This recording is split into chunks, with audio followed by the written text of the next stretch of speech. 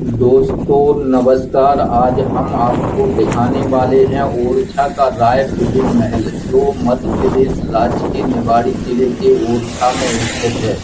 बुंदेलखंड का गौरवशाली इतिहास में आप सभी का स्वागत है।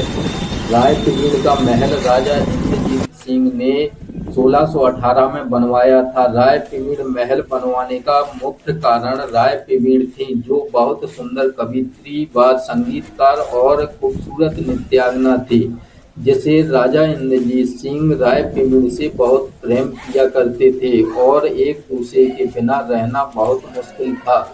राय पीड़ी महल में दो चुगलखोर दासी राय पीड़ी की सुंदरता की चर्चा आपस में कर रही थी।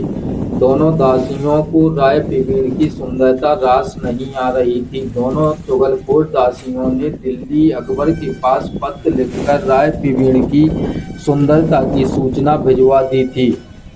अकबर को सूचना मिलते ही अकबर ने राय पीड़ी को दिल्ली बुलवा लिया था।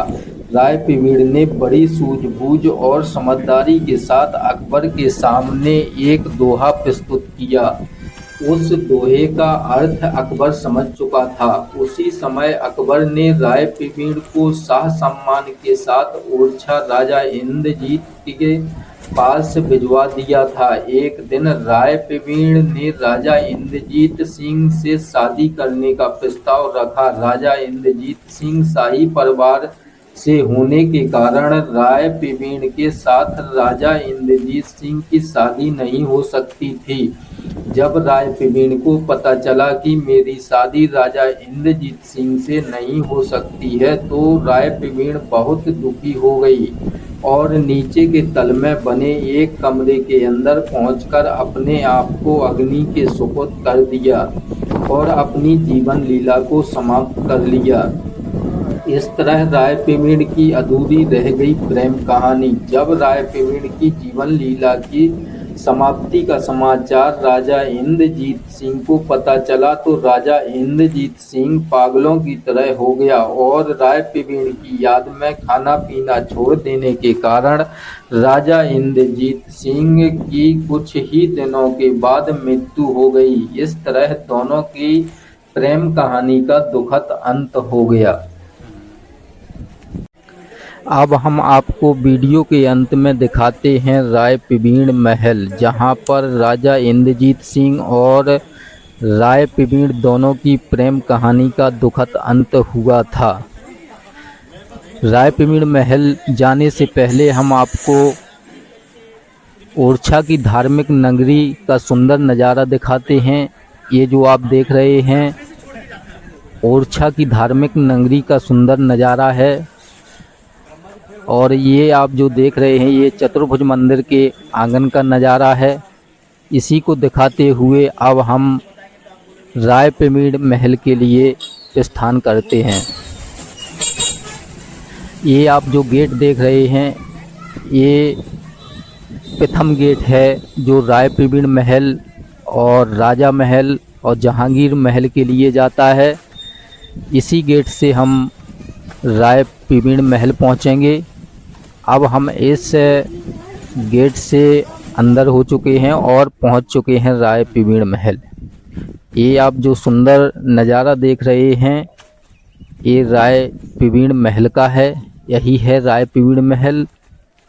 और अब हम सीढ़ियों के सहारे राय पीड़ी महल के उस स्थान पर पहुंच रहे हैं जहां पर सुंदर चित्रकारी की गई है।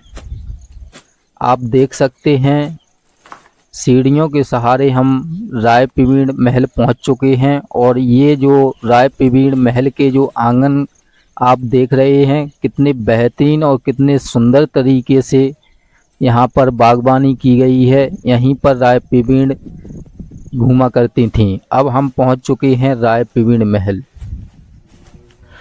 और आप ये चित्र देख रहे हैं ये चित्र है राय पीड़ी का। आप दासी को देख सकते हैं, पंखा हिलाकर हवा कर रही है, और ऐसा माना जाता है कि राय पीड़ी बहुत सुंदर नृत्यांगना थी। और आप यहाँ देख सकते हैं राय प्रवीण का एक और चित्र बना हुआ है और उनकी दासी सेवा में हाजिर है। और आप यहाँ देख सकते हैं दो दासियां यहाँ पर राय प्रवीण की सुंदरता की चर्चा आपस में कर रही हैं। इन्हीं दोनों दासियों को राय प्रवीण की सुंदरता रास नहीं आ रही थी। इन्हीं दोनों चुगलखोर दासियों ने दिल्ली अकबर के पास राय प्रवीण की सुंदरता की सूचना भिजवाई थी। अब हम दिखाते हैं जहाँ पर राय प्रवीण सुंदर नृत्य किया करती थी वो स्थान दिखाते हैं। ये आप जो स्थान देख रहे हैं ये वही स्थान है जहाँ पर राय प्रवीण सुंदर नृत्य किया करती थी। ये जो आप स्थान देख रहे हैं इसी स्थान पर राय प्रवीण बहुत सुंदर नृत्य किया करती थी।